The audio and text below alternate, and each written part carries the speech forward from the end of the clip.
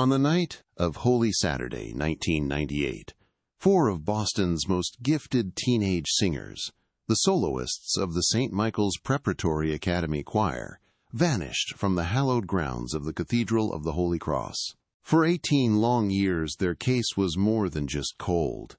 It was a ghost story, a wound in the city's heart that refused to heal, with no witnesses, no ransom notes, and no bodies ever found.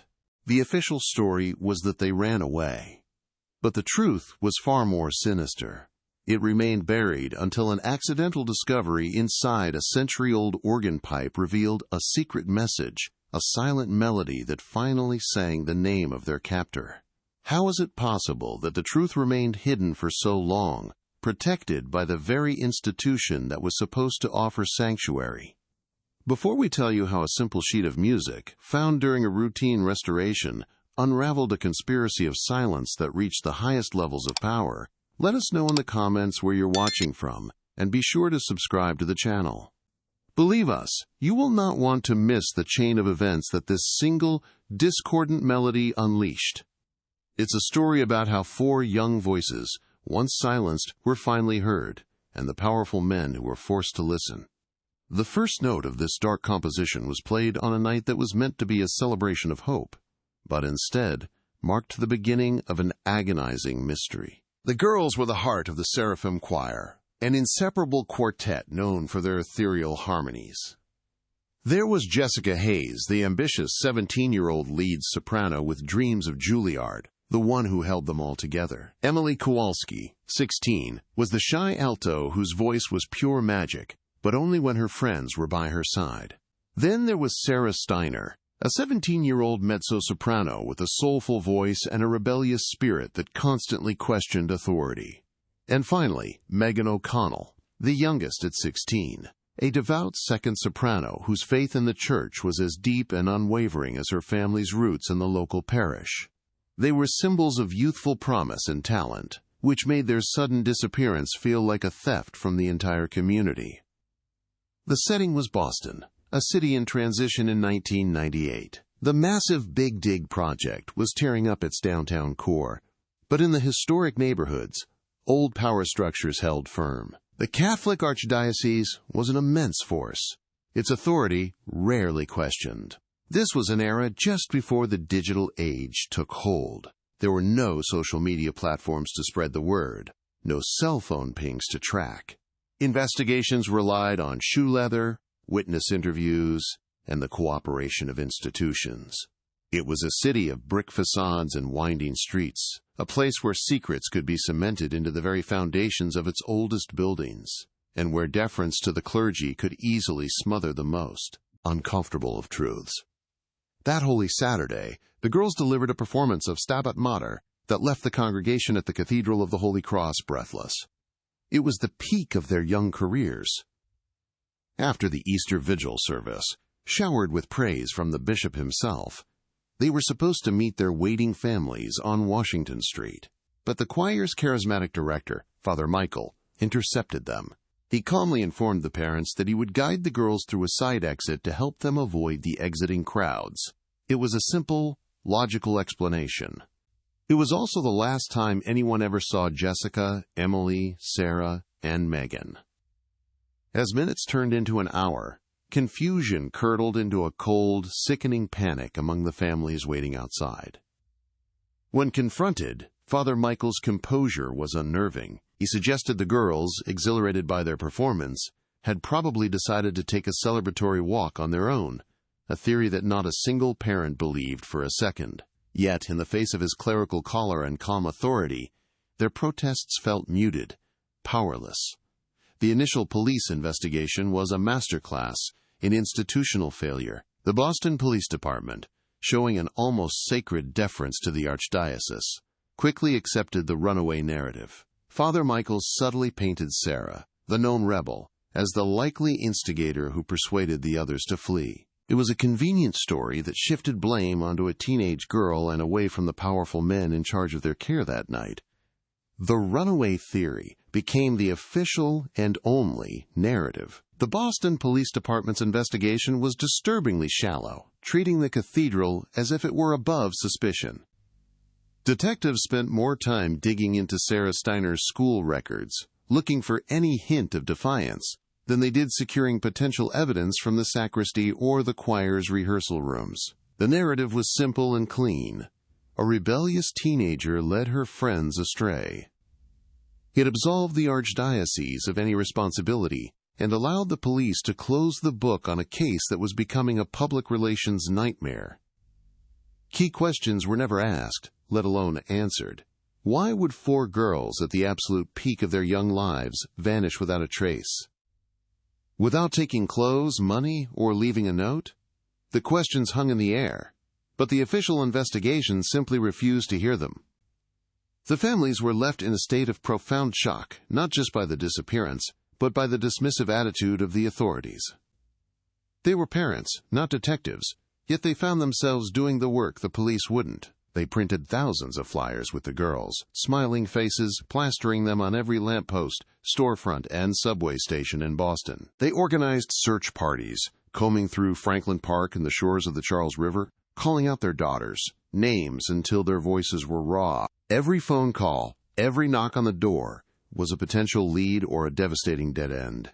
They were met with sympathetic shrugs from officers and placating words from diocesan officials who urged them to, quote, pray and have faith, a sentiment that felt more like a command to be silent than a source of comfort. Then came the cruelest of deceptions, a supposed credible sighting. A truck driver claimed to have seen 4 girls matching their descriptions at a rest stop near the Canadian border. He mentioned one had a rebellious look, just like Sarah. This single, unverified tip sent the investigation and the family's hopes on a wild goose chase to Montreal. For 3 agonizing weeks, resources were diverted and media attention shifted north. The parents clung to this sliver of hope, imagining their daughters cold and scared, but alive. The Boston police coordinated with Canadian authorities, but the trail went nowhere. It was a phantom lead, a perfectly executed diversion. By the time it was debunked, any real scent of the trail in Boston was gone, and the public's attention had started to wane, leaving the families more broken than before. The Hayes family refused to give up. Jessica's parents, a teacher and a city planner, liquidated their retirement savings, pouring over $150,000 into a string of private investigators. Their quiet suburban home transformed into a grim command center, its walls covered in maps, timelines, and photographs of their daughter. Each investigator promised new techniques, new contacts, a fresh perspective. But each one eventually came back with the same empty hands and another hefty bill. They chased down rumors of a cult in Vermont, a runaway community in California, and even a vague tip about a white van seen near the cathedral. Each lead was a journey into a deeper circle of financial ruin and emotional exhaustion, a desperate, costly attempt to buy back a life that had been stolen from them. For the Kowalski family, the silence was a form of psychological torture from which they would never recover. Emily's mother, a woman who already struggled with anxiety, slipped into a severe depression. The ambiguous loss, the not knowing, was a burden heavier than grief. There was no funeral, no grave to visit, just an empty room and a daughter who existed in a permanent, agonizing state between life and death. She stopped leaving the house, convinced that if she did, she might miss the phone call that would bring Emily home. The community's initial flood of casseroles and condolences eventually slowed to a trickle and then stopped altogether. The Kowalskis became ghosts in their own neighborhood, a living, breathing reminder of a tragedy everyone else wanted to forget, isolated by a pain that had no name and no end. Years bled into one another, turning an active search into a cold case file gathering dust in a BPD evidence locker. The first anniversary was marked by a city-wide vigil. By the 5th, it was a small article on the back page of the Asterisk Globe. By the 10th, it was barely mentioned at all. For the world, the 4 girls of the Seraphim Choir became a sad Boston legend, a cautionary tale whispered among parents. But for their families, time offered no healing. It only deepened the wound. Birthdays were the worst, marked not with cake and celebration, but with a silent visit to an empty bedroom, each year a stark reminder of a future that never was. The girls were frozen in time at 16 and 17, while their friends went off to college, got married, and had children of their own. The weight of the unknown crushed each family in its own unique way. The Steiners were consumed by a quiet, gnawing guilt. Had they been too lenient with Sarah? Was her questioning nature, which they had encouraged, the very thing that put her in danger? They replayed every argument, every conversation, searching for a clue they might have missed. Meanwhile, the O'Connells, a family whose identity was woven into the fabric of their local parish for generations, felt a betrayal so profound it shattered their faith. They stopped attending Mass, unable to look at the priests, the altar, or the crucifix without seeing the institution that had failed to protect their daughter, Megan. Their spiritual foundation crumbled, leaving them adrift in a sea of anger and disillusionment. The church they once loved now the symbol of their greatest loss. 18 years is a long time, long enough for a city to scar over, for a tragedy to become a ghost story. By 2016, the disappearance of the Seraphim Choir was just that, a sad footnote in Boston's history. But inside the Cathedral of the Holy Cross, time was being peeled back. A massive, painstaking restoration of the cathedral's monumental pipe organ was underway, the first in over a century. Among the team of artisans and specialists was Liam, a musicology graduate student from Boston College. His job was meticulous and grimy, cleaning and cataloging each of the thousands of pipes. It was tedious work, a summer job to help pay for tuition. He had no idea he was about to brush away the dust from a crime that an entire city had been forced to forget, unearthing a secret hidden in plain sight. The discovery happened on a sweltering July afternoon. Liam was deep inside the organ's cavernous structure, carefully cleaning one of the largest 32-foot facade pipes, a metal behemoth that hadn't been fully serviced since the early 1900s. As he reached deep inside with a specialized brush, he felt an unexpected resistance. It wasn't the usual accumulation of dust and debris. It was a small, solid object, wedged tightly against the pipe's inner wall. His first thought was that it was a forgotten tool or a piece of old wood. With careful precision, he used a pair of long tongs to gently work it free. What emerged was not a tool, but a tightly rolled cylinder of yellowed paper, brittle with age and bound with a single faded piece of string. In the dim light of the organ loft, Liam carefully untied the string and unrolled the parchment. It was a sheet of handwritten sheet music. The melody was strange, chaotic, and filled with discordant notes that made no harmonic sense. It was unlike any piece of sacred music he had ever seen. Then, his eyes were drawn to the margin. Scrawled in a frantic, almost desperate hand, the handwriting of a young woman, were 6 words that made the air grow cold. He locked us in. Listen to the notes. It was a message in a bottle, cast not into an ocean, but into the hollow throat of a sacred instrument. It was a voice that had been screaming silently for 18 years, waiting for someone, anyone, to finally hear its song. Liam's heart pounded in his chest. As a student of music theory and an amateur cryptographer, he understood the instruction instantly. Listen to the notes was not a plea for musical appreciation, it was a command. The discordant melody wasn't music, it was a cipher. He quickly pulled out his phone, his hands trembling as he photographed the score. He recognized the potential for a simple diatonic cipher, a code where the 7 notes of a scale, C, D, E, F, G, A, B, correspond to letters. He began to transcribe the sequence. The first 4 notes were G, A, G, E. It wasn't a melody. It was a name, Gage. The realization hit him with the force of a physical blow. This wasn't just a clue, it was an accusation, a name sung from a musical tomb. The name sent a shockwave through everything the public thought they knew about the case. For 18 years, the whispers of suspicion, when they existed at all, had always centered on Father Michael, the choir director. He was the obvious suspect, the last person seen with the girls, but this name, Gage, pointed somewhere else entirely. A quick online search confirmed his fears. Monsignor Thomas Gage had been a titan within the archdiocese in 1998, a powerful and untouchable figure who managed the church's vast assets and charitable foundations. He was a man who moved in the worlds of politics and finance, far from the daily concerns of a high school choir. And he had died of a sudden heart attack in 2005, seemingly beyond the reach of any earthly justice. Liam stood there, holding a piece of paper that could rewrite history, and he was terrified.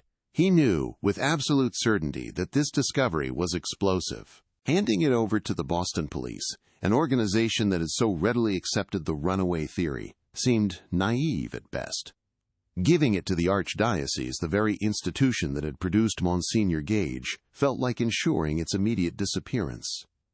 The silence that had protected these men for nearly 2 decades was not a passive thing. It was an active, powerful force.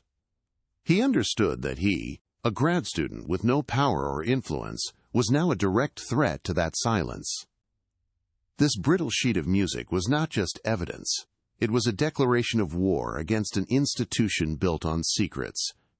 His sense of responsibility, however, outweighed his fear. This was not his story, but he was now its messenger.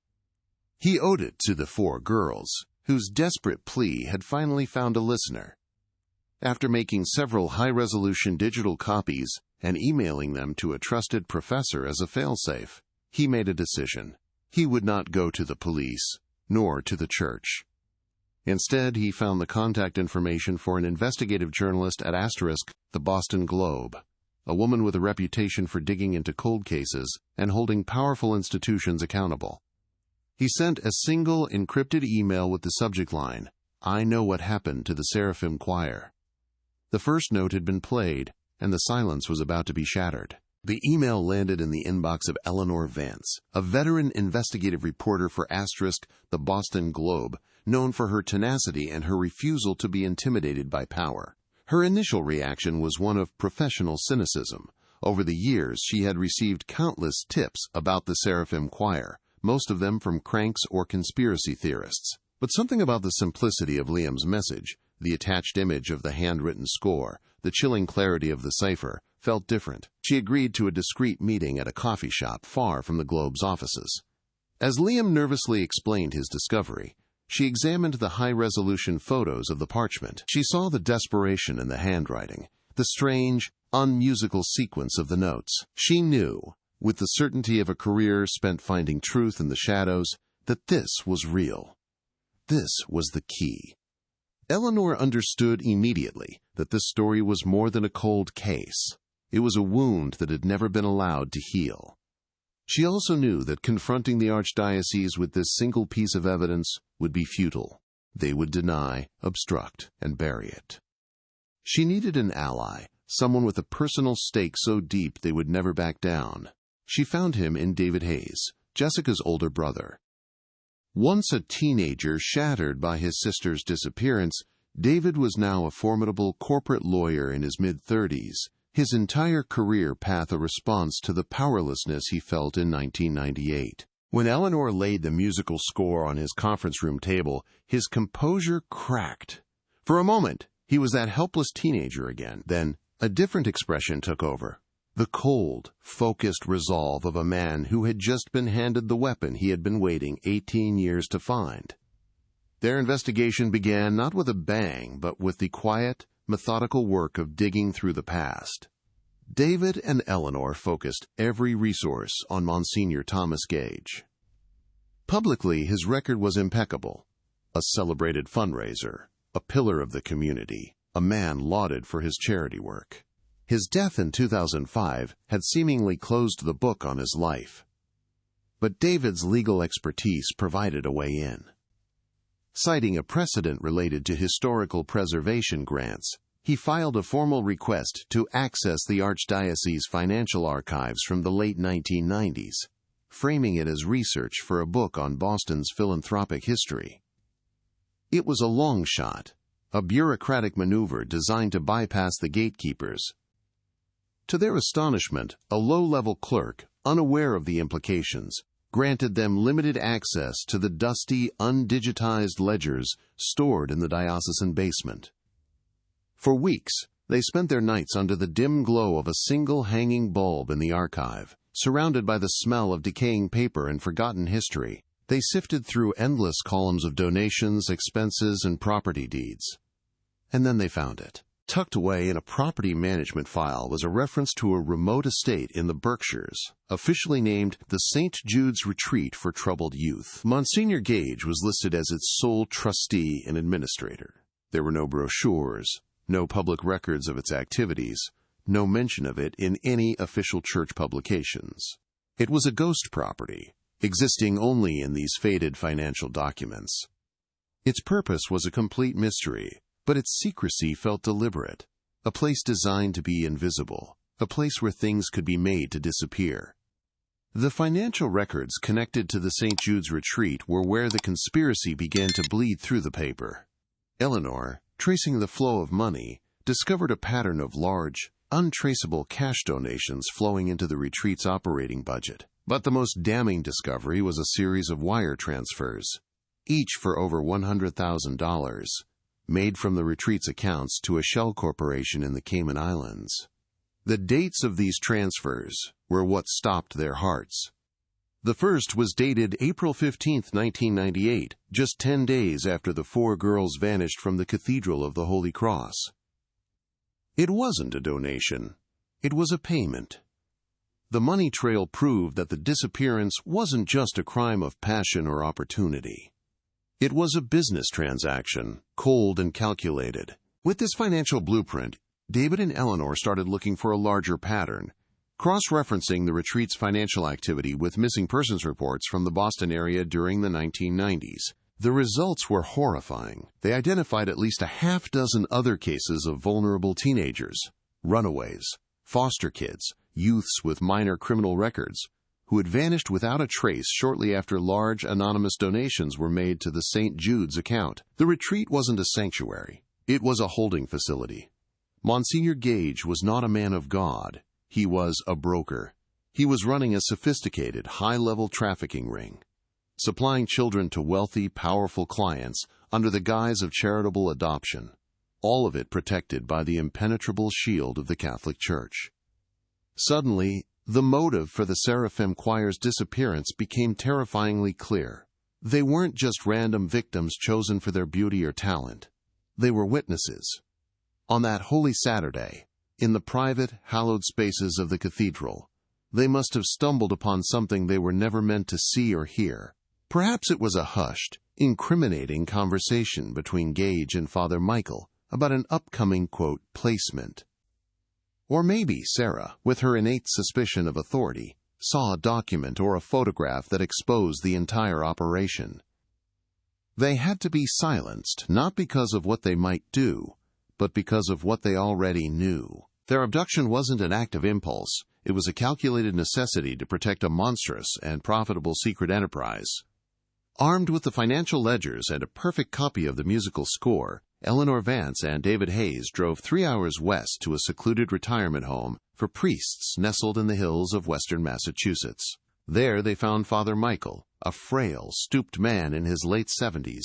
His once charismatic presence faded into a shell of quiet resignation.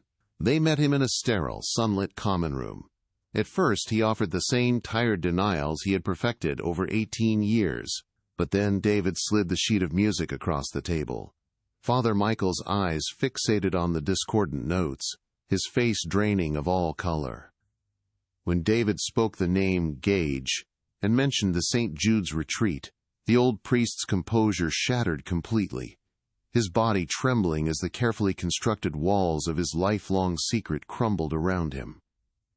The confession, when it came, was not a defiant admission but a torrent of guilt and fear, a story that had been poisoning him from the inside for nearly 2 decades.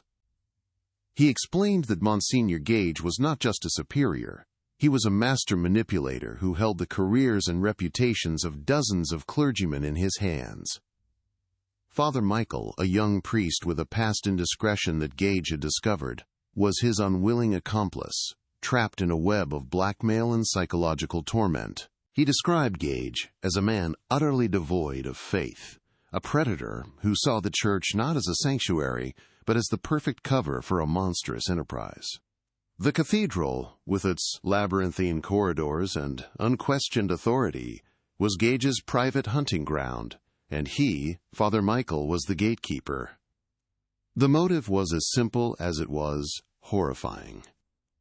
That Holy Saturday, just before the girls were to meet their parents, Sarah Steiner had wandered down a quiet hallway near the sacristy, looking for a water fountain. Through a slightly ajar office door, she overheard Monsignor Gage on the telephone.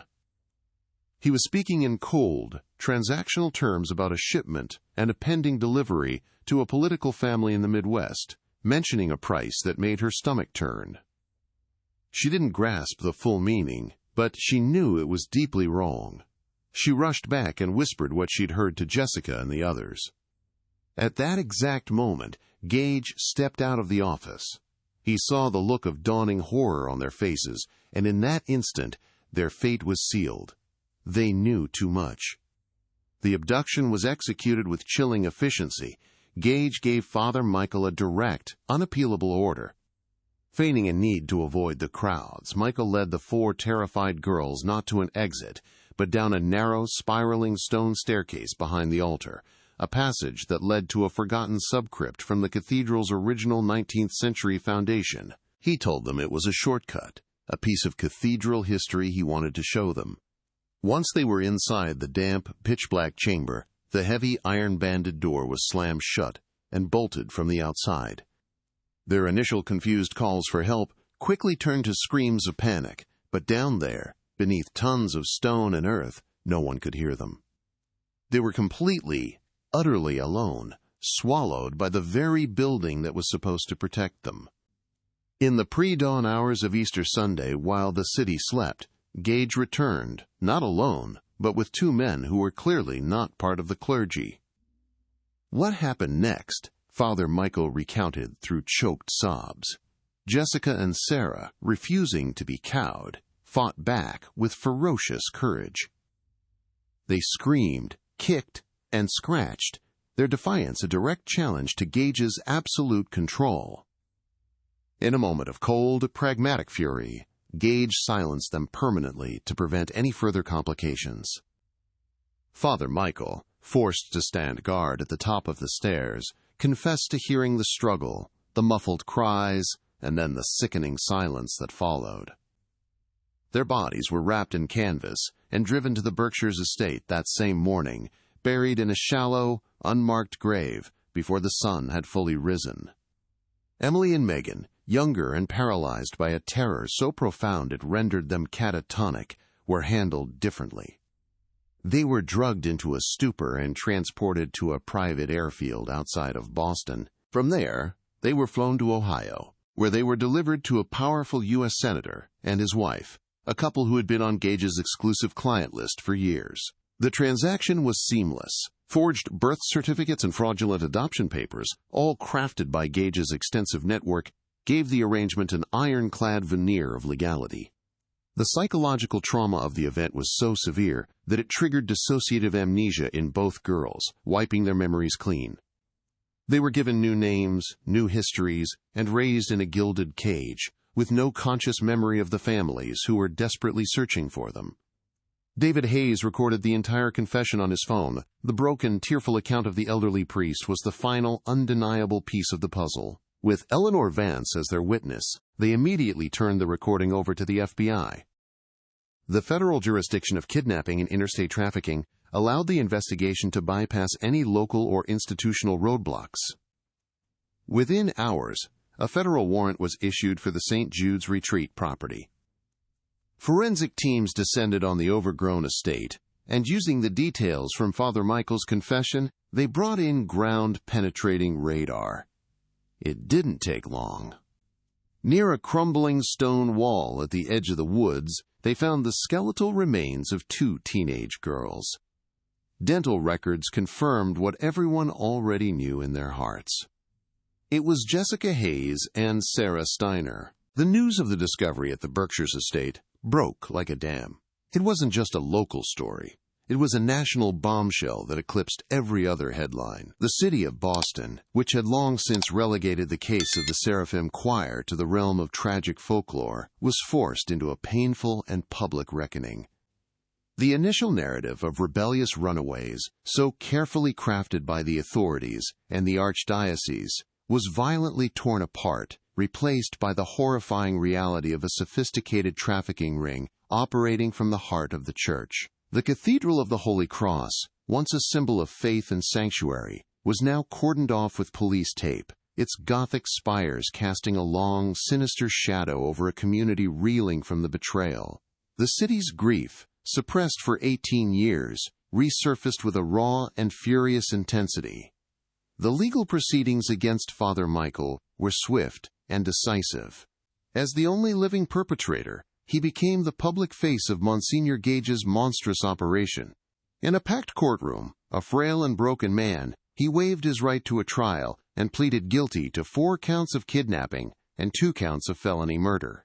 His detailed confession, delivered in a barely audible whisper, laid bare the entire conspiracy, posthumously indicting Gage and exposing the institutional rot that had allowed him to flourish. The judge, calling it a crime of unfathomable evil masked by sacred vestments, sentenced him to life in prison without the possibility of parole. This verdict was followed by a tidal wave of civil lawsuits against the archdiocese, ensuring that the legal and financial consequences of their decades of silence were only just beginning to unfold. In Ohio, the quiet, carefully constructed lives of 2 women in their mid-30s were shattered by the arrival of FBI agents. Emily and Megan, who had no conscious memory of their lives before the age of 16, were gently guided through the horrifying truth of their identities. Their adoptive parents, the senator and his wife, were arrested, their carefully maintained facade of respectability crumbling in an instant. Their reunions with their birth families were not the simple, joyous events seen in movies. They were fractured, fragile encounters, filled with the profound sorrow of lost decades and the immense trauma of their past. They were strangers to their own parents, trying to connect across an abyss of stolen time, struggling to reconcile the loving families they now had with the ones they never knew they had lost.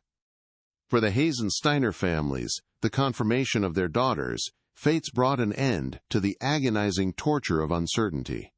There was a unique, terrible finality in knowing they could finally bring their girls home. A joint funeral was held for Jessica and Sarah, a solemn service that drew thousands of mourners from across the city to a church that was not Catholic. They were remembered not for the horror of their deaths, but for the beauty of their lives and the power of their voices. For the first time in 18 years, their parents had a place to visit, a headstone to touch, a tangible focus for their grief.